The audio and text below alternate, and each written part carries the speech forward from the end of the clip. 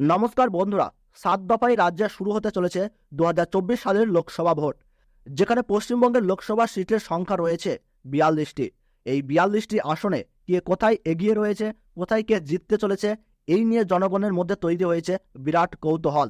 তো বন্ধুরা, আমরা কথা না বাড়িয়ে সহজভাবে আমরা জেনে নেব যে কোন কোন লোকসভা আসনে কোন কোন প্রার্থী এগিয়ে রয়েছে, যেটা বিশেষজ্ঞদের মতামত অনুযায়ী ও কিছু পার্সেন্ট জনগণের উপর সমীক্ষা করা হয়েছে।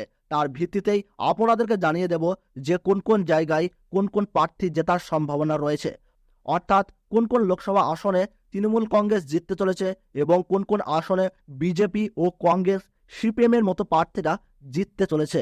তবে সমীক্ষার মতামত অনুযায়ী 2024 সালের লোকসভা ভোট তৃণমূল কংগ্রেসের প্রতিদ্বন্দ্বী হিসাবে বিজেপিকেই টার্গেট করা হচ্ছে। এছাড়া আমরা সকলেই বুঝতে পারছি যে তৃণমূল কংগ্রেস ও বিজেপির মধ্যে একটা ফাইট হতে চলেছে। তো আসুন বন্ধুরা, আমরা জেনে নেব কোন কোন আসনে কোন কোন দল এগিয়ে রয়েছে। আপনার কাছে ছোট্ট একটি অনুরোধ, ভিডিওটিতে একটি লাইক করবেন। আর আপনি কোন জায়গা থেকে এই ভিডিওটি দেখছেন, বর্তমানে আপনার জায়গাতে কোন প্রার্থী এগিয়ে রয়েছে বলে মনে করছেন, তা অবশ্যই কমেন্ট বক্সে জানাতে ভুলবেন না। আর আপনি কোন জায়গার ফলাফল জানতে চাচ্ছেন, তাও কিন্তু কমেন্ট বক্সে জানিয়ে দেবেন। এবং এই রকমই প্রতিদিন গুরুত্বপূর্ণ আপডেট পেতে এখনই চ্যানেলটিকে সাবস্ক্রাইব করে পাশে থাকা বেল বাটনটিকে অল করে রাখুন। তাহলে চলুন আমরা ভিডিওটি শুরু করি।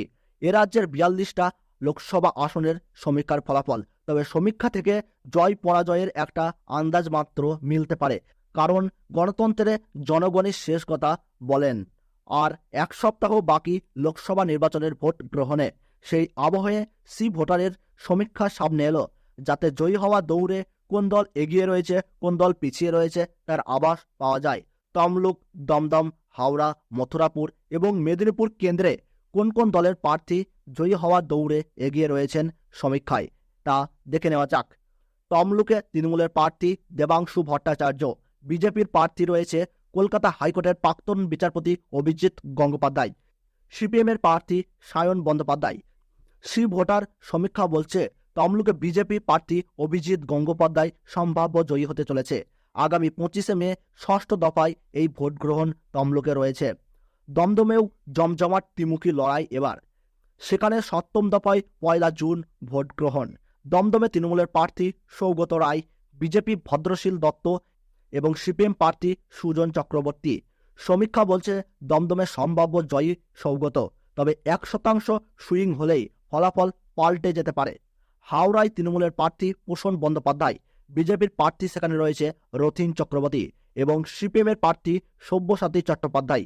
আগামী 20 মে পঞ্চম দফায় ভোট গ্রহণ হাওড়ায়। ভোটারের সমীক্ষা বলছে পোষণের দিকেই ঝুঁকে রয়েছে জনগণের রায়, অর্থাৎ ভোটারের সমীক্ষা বলছে হাওড়ায় জিততে চলেছে তৃণমূল প্রার্থী পোষণ বন্দ্যোপাধ্যায়। দক্ষিণ 24 পরগনার মথুরাপুরে সপ্তম দফায় 1 জুন ভোট গ্রহণ।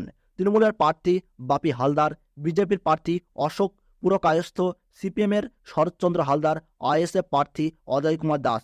সমীক্ষা বলছে সম্ভাব্য জয়ী তৃণমূল প্রার্থী বাপি হালদার, তবে 3% সুইং হলেই ফলাফল পাল্টে যেতে পারে। মেদিনীপুরে এবার ষষ্ঠ দফায় 15ই মে ভোট গ্রহণ, যেখানে তৃণমূলের প্রার্থী জুন মালিয়া, বিজেপির প্রার্থী অগ্নিমিত্র পাল, সিপিএম এর বিপ্লব ভট্ট। সমীক্ষা বলছে সম্ভাব্য জয়ী তৃণমূল প্রার্থী অগ্নিমিত্রা। তো বন্ধুরা, আপনারা এই সমীক্ষাটি ভেবে কেউ চিন্তিত বা খুশি হবেন না। আমরা বিভিন্ন রকম ওয়েবসাইট ও রাজনৈতিক বিশেষজ্ঞদের পাওয়া তথ্য অনুযায়ী বিশ্লেষণ করে আপনাদের কাছে উপস্থাপন করা হয়েছে। তবে একাধিক জায়গায় পরিবর্তন হতে পারে, তাই এই নিয়ে মাতামাতির কোনো জায়গা নেই। আর কোথায় কে জিতবে সেটা ঠিক করবে সাধারণ জনতা। তো বন্ধুরা, এই ছোট্ট ভিডিওটি ভালো লাগলে একটু লাইক করবেন। আপনার জেলার নামটি আর বর্তমানে আপনি কোন জেলার সমীক্ষায় ফলাফল জানতে চাচ্ছেন তা আমাদের কমেন্ট বক্সে কমেন্ট করে জানাতে ভুলবেন না। এবং চ্যানেলটিতে নতুন দর্শক হয়ে থাকলে এই ধরনের সঠিক আপডেট পেতে এখনই চ্যানেলটি সাবস্ক্রাইব করে পাশে থাকা বেল বাটনটি অল করে রেখে দেবেন।